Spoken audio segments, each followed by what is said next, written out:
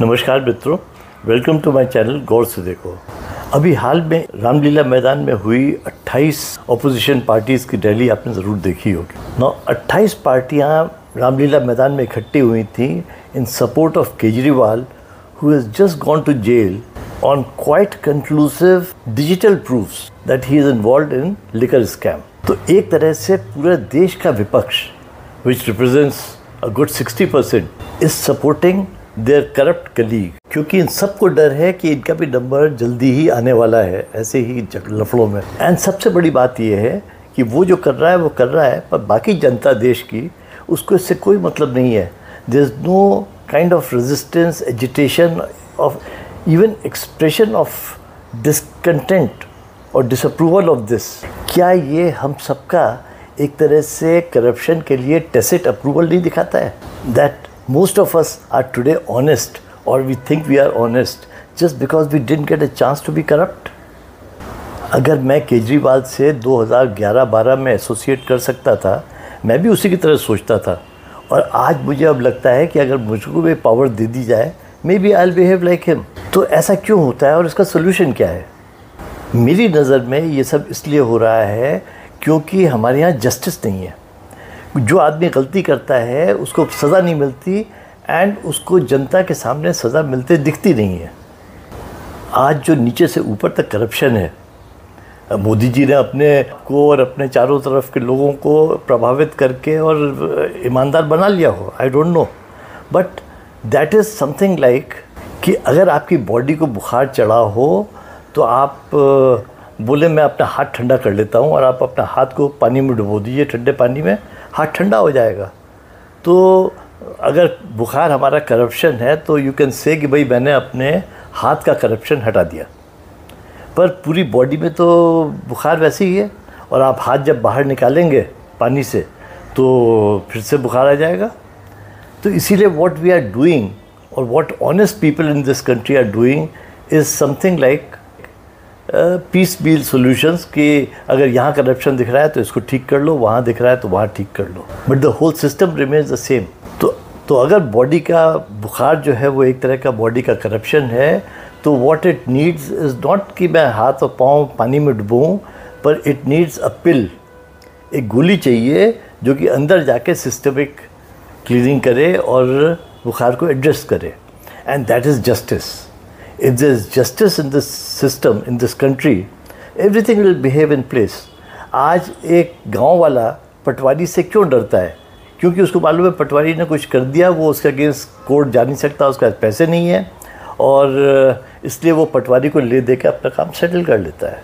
और यही हालत हर जगह है, वो पुलिस वाला हो, वो वकील हो, वो जज हो, वो कोई भी हो, आप you compromise because you know कि you can't fight, and you can't fight because आपको कोर्ट में विश्वास नहीं है। कोर्ट में वो केस 10 साल चलेगा, and ultimately the party which has more money wins, क्योंकि आप अपना केस जो है उतना लड़ ही नहीं सकते। एंड हम अपने नेताओं से एक्सपेक्ट करते हैं कि वो आएँ और हमारा सिस्टम सुधार दें। वो नेता जो पार्लियामेंट में कदम रखने के पहले एक एफिडेविट साइन करते हैं that they have spent money only what was legally permitted to them, which is say 1 lakh rupee or 5 lakh, I don't know what is the rate today. Once upon a time it used to be 75,000. पर वो एक wrong affidavit sign करते हैं कि उन्होंने अपनी निर्धारित राशि तक ही खर्चा किया है, उसके आगे नहीं किया है, which is a wrong affidavit. So the system of democracy starts with a false affidavit.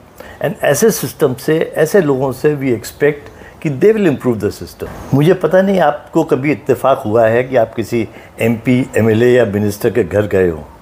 मुझे कई दफ़े ऐसा इत्तेफाक हुआ during my business time and otherwise, and मुझे एक चीज़ लगी कि वहाँ अगर आप जाएं किसी भी नेता के यहाँ हिंदुस्तान में, तो बाहर एक दरबार लगा रहता है जहाँ पर कि कुछ चमचे बैठे रहते हैं, कुछ ऐसे लोग बैठे रहते हैं जिनको मंत्री जी से या नेताजी से कुछ काम है।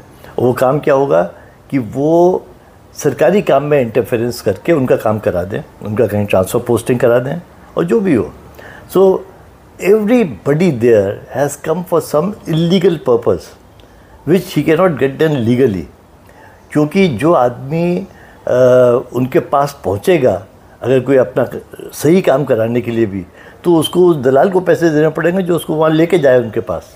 तो उससे तो अच्छा वो वहीं दफ्तर में ही ले दे के अपना काम कर लेगा। तो blame can be put at various levels all over the country. You can say ये ख़राब है, वो ख़राब है, ये आदमी ख़राब है, पर मेरे ख्याल से there is one fix and that fix is judiciary.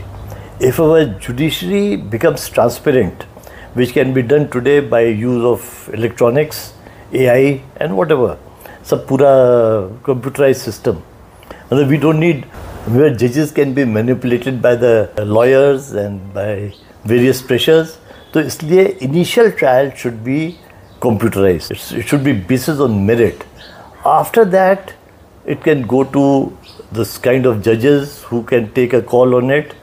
पर तब भी लोगों को ये तो मालूम पड़ जाएगा कि कंप्यूटर की नज़र में कौन सही है कौन गलत है।